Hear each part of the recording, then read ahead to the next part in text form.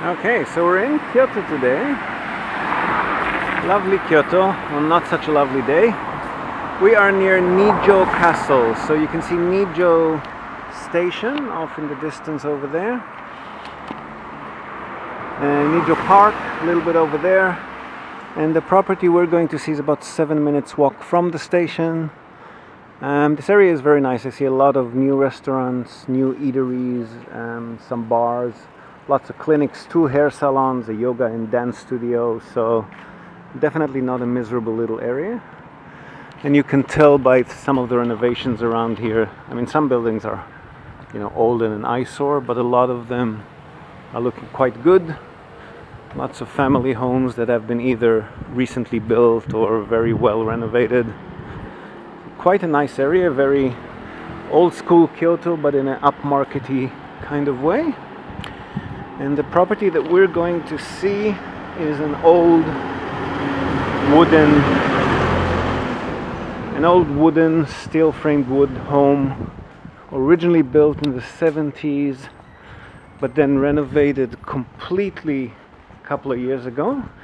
So what they've done is they've left the concrete base in place, and then they've rebuilt pretty much everything, but it's officially not considered a rebuild because due to current zoning restrictions you can't actually rebuild. But as long as you leave the concrete base in place, you can actually pretty much rebuild the property, even though it's called a renovation. So this one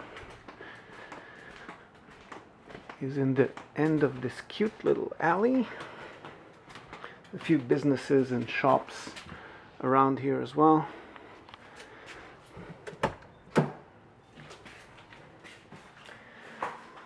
It's tiny, larger than your typical Japanese hotel room, but not by much. So it's total 22 square meters. Right off the entrance here, you've got the toilet, the laundry area. So you can see all has been, not the highest end renovation, but very decent. Typical Japanese bathroom, laundry area. Brand new hot water boiler as well. And this is the room itself. Kitchen again, new, no gas cooking, it's a hot plate. Normal, typical Japanese cupboard space in the kitchen. 3 doors on top, 4 doors at the bottom, a couple of drawers. And this is the room itself. So 22 square meters all up.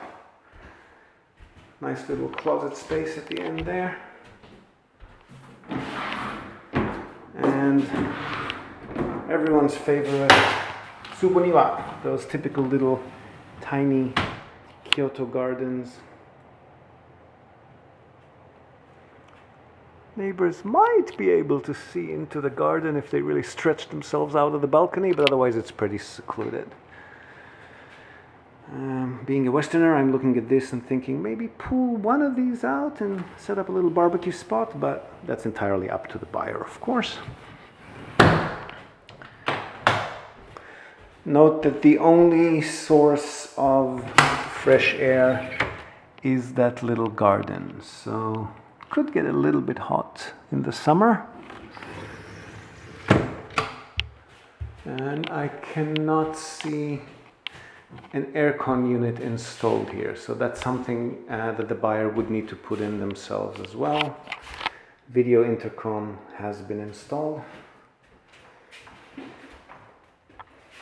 Yeah, cute little place. So if you're looking for your holiday home that is something a bit nicer than a hotel room, that you can do basically whatever you want with, this one is about 12 million yen, so at current rates about 100,000 US dollars, which is very cheap for a central Kyoto property. And the reason for that is that the previous owner or tenant has passed away in the property a few years ago of natural causes, so not murder, suicide, and heavily stigmatized property, but still could be the main reason for the price discount. And again, down the track, if you want to resell it, you might need to consider the price would have to be slightly lower than what you would be getting in this kind of area for this kind of property. It's very much adjacent to the properties next door, so you would need to coordinate with neighbors if and when you do want to do any major renovations and rebuilds. But this one again has just been practically rebuilt from the ground up, even though it's officially a renovation, so you're probably expense free, barring some weather damages. You're probably expense free for the next, I'd say, at least 10-15 years. So yeah, cute little home away from home in very central Kyoto location for about 100,000 US, maybe cheaper if we can negotiate it down a bit. Not a bad deal.